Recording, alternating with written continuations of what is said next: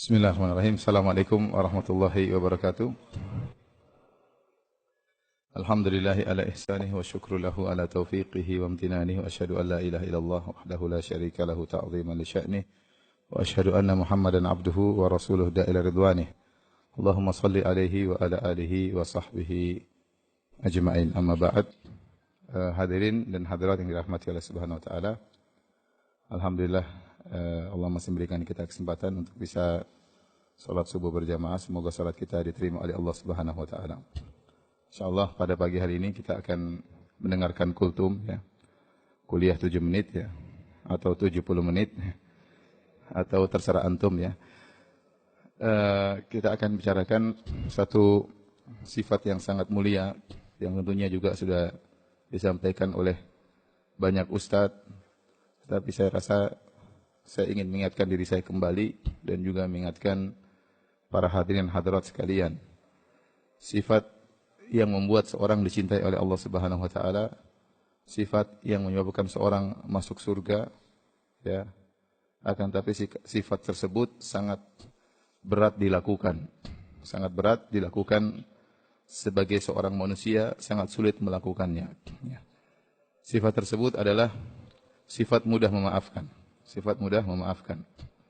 Allah Subhanahu wa taala dalam Al-Qur'an mengatakan wasari'u ila maghfiratin min rabbikum wa jannatin 'arduha samawati wal ardu 'iddat lil muttaqin alladziina yunfiquna fis sarra'i wad dharra'i wal kadhimina al ghaidha wal 'aafina 'anil nas wallahu yuhibbul muhsinin. Kata Allah, bersegeralah kalian menuju ampunan Allah dan menuju surga Allah yang luasnya seluas langit dan bumi yang Allah siapkan bagi orang-orang yang bertakwa. Siapa orang bertakwa tersebut? Jadi Allah sebutkan 3 kelompok. Yang pertama, kata Allah, alladzina yunfikuna fis sarra'i wad dharra, yaitu orang-orang yang berinfak tatkala mereka dalam kondisi lapang, harta mereka lapang mereka berinfak, wad dharra dalam kondisi sulit mereka juga tetap berinfak, meskipun mungkin tidak sebanyak tatkala mereka dalam kondisi lapang. Wal kadhiminal ghaidh, orang-orang yang meredam amarah. Kemudian kata Allah wal 'afina 'anil nas, dan orang-orang yang memaafkan orang lain. Kemudian Allah tutup ayatnya dengan mengatakan wallahu yuhibbul muhsinin. Allah mencintai orang-orang yang berbuat ihsan. Ternyata sifat ini kelihatannya sepele, mudah maafkan, tetapi ternyata Allah naskan. Allah nyatakan secara khusus bahwasanya ini adalah sifat penghuni surga. Sifat orang-orang yang bertakwa, sifat orang-orang yang ihsan. Dalam ayat ini terkumpul 3 sifat, yaitu maksud saya ini adalah sifat orang penghuni surga, sifat orang yang bertakwa, dan sifat orang-orang yang berbuat ihsan, di antaranya wal afina 'anil nas, yaitu orang-orang yang mudah memaafkan orang lain. Namun saya katakan tadi sifat ini sangat sulit untuk dikerjakan sebagai kita seorang manusia. Kenapa? Yang pertama, ya, sifat ini hanya bisa kita lakukan tatkala kita dizalimi orang. Kalau kita tidak dizalimi orang, kita enggak bisa mengerjakan sifat ini. Kapan Anda bisa memaafkan orang tatkala Anda dizalimi? Jadi Allah membuka pintu-pintu kebaikan banyak. Di antara pintu kebaikan yang Allah bukakan bagi Anda tatkala Anda dizalimi oleh orang lain. Ya, baik dizalimi dari sisi harta, ya, demikian juga dizalimi dari sisi harga diri, dikata-katain oleh orang. Ya, kebanyakan orang tatkala dizalimi inginnya membalas, ini sifat manusia. Kalau bisa dibalas lebih parah lagi ya. Kalau dia pukul saya sekali, saya pukul dia 100 kali kalau bisa ya. Kebanyakan manusia seperti itu. Tapi ternyata Allah mengajak pada yang lain. Sifat memaafkan, justru sifat itu tidak bisa muncul kecuali tatkala kita dizalimi. Saya katakan berat kenapa? Karena sakitnya itu di mana? Di ubun-ubun ya. Nabi SAW juga merasakan hal tersebut. Allah sebutkan dalam Al-Quran bagaimana sesaknya dada Nabi tatkala dikata-katain oleh orang.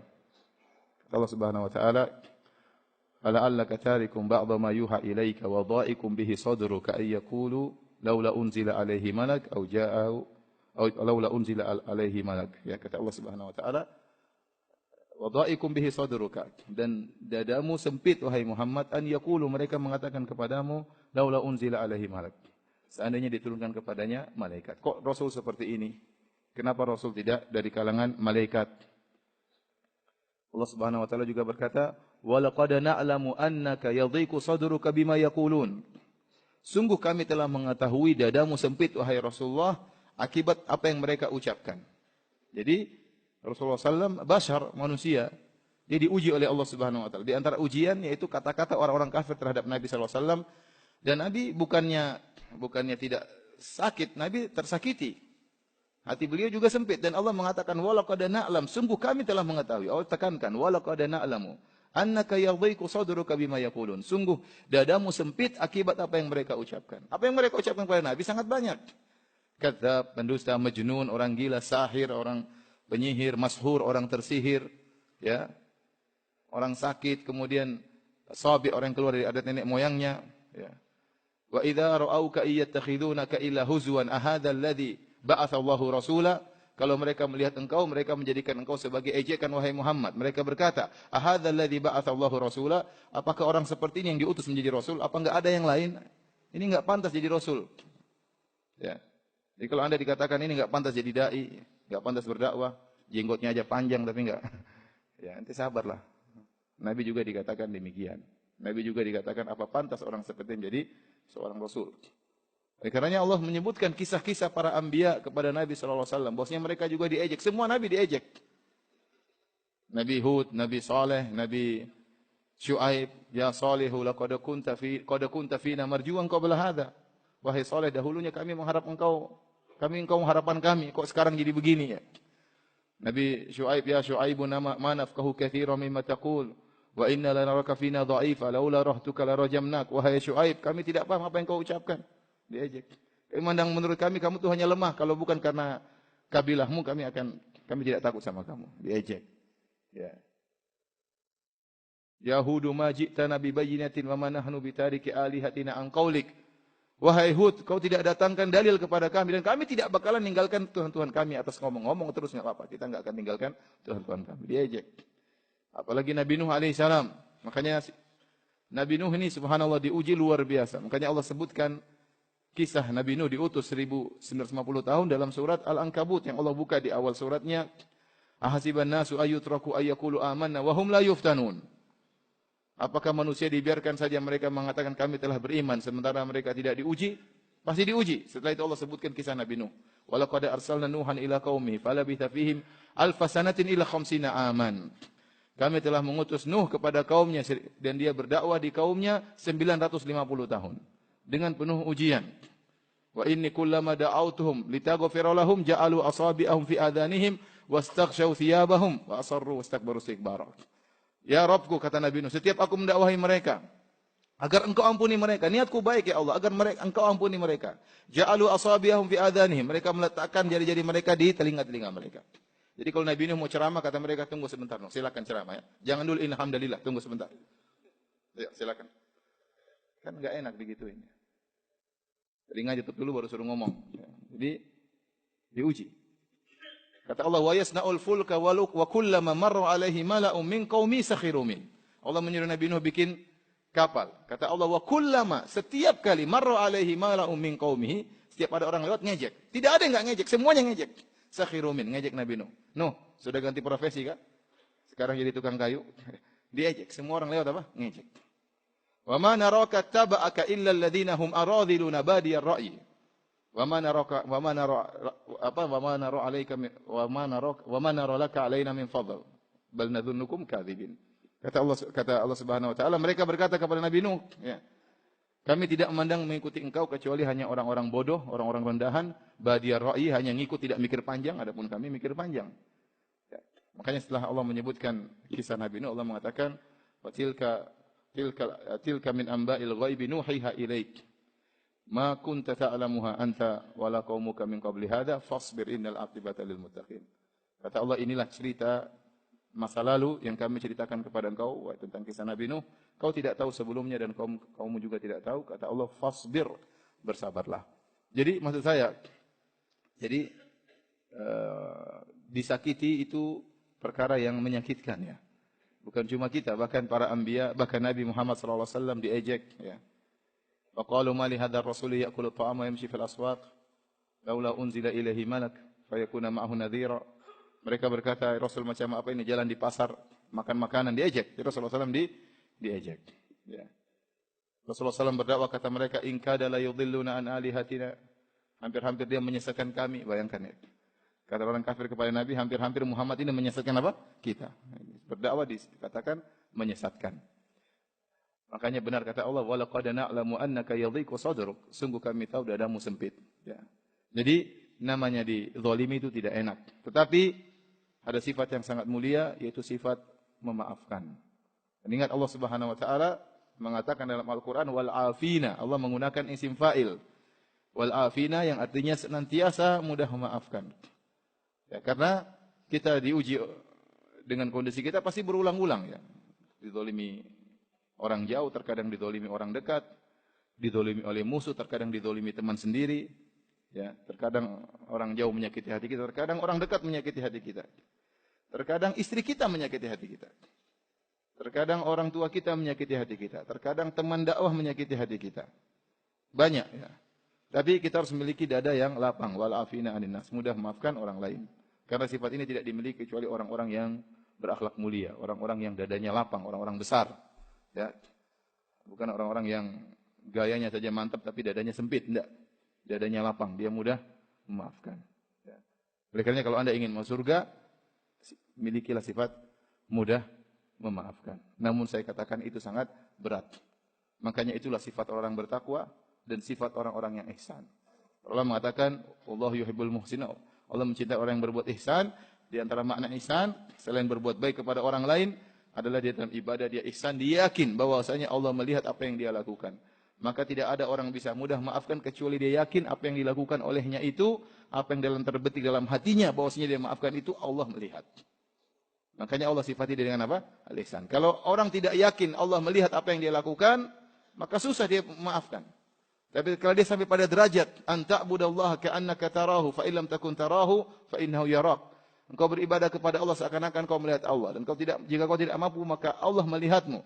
Kalau dia sudah sampai mencapai derajat ihsan, dan ihsan lebih tinggi daripada Islam, daripada iman, baru kemudian ihsan, maka dia bisa memaafkan. Ya. Dan pahalanya sangat-sangat besar. Karena sebagian orang mengatakan, Ustaz saya enggak memaafkan dia sampai hari kiamat. Benar, itu hakmu. Kau tidak memaafkan tidak jadi masalah. Saya akan tuntut dia pada hari kiamat kelak. Ya, itu hakmu.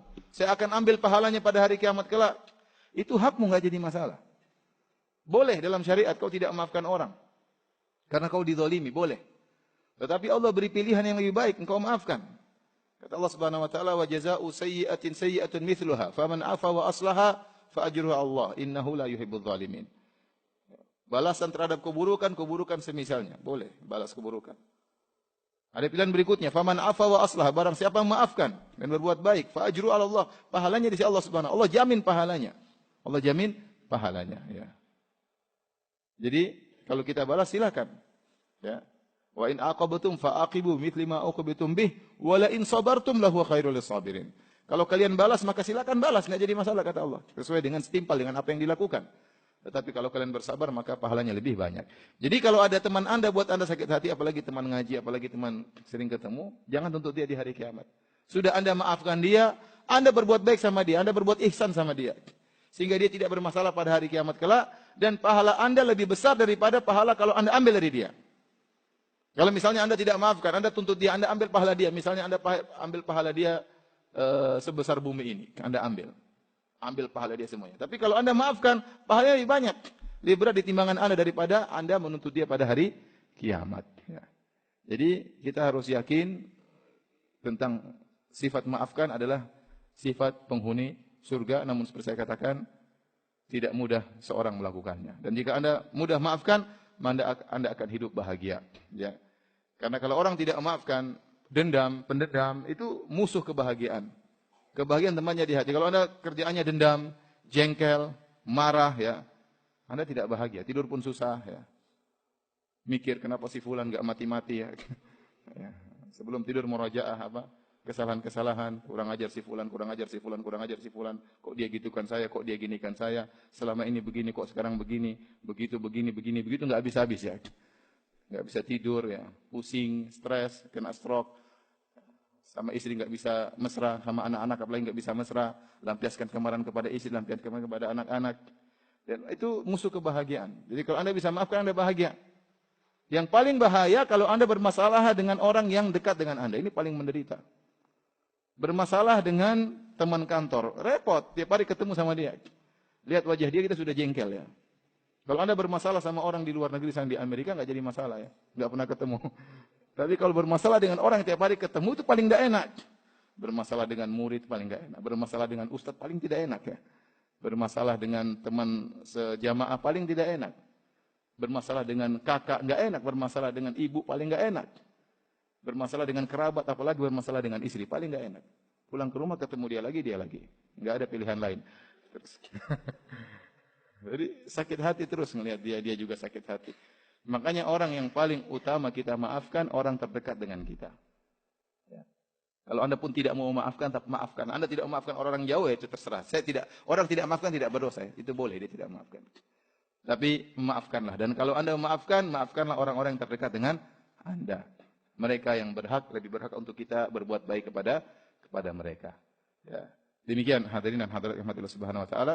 Semoga Allah menjadikan kita termasuk orang-orang wal-afina anin nas, yaitu orang-orang yang memaafkan terhadap orang lain yang berbuat salah kepadanya. Wabillahi taufiq wal hidayah. Assalamualaikum warahmatullahi wabarakatuh.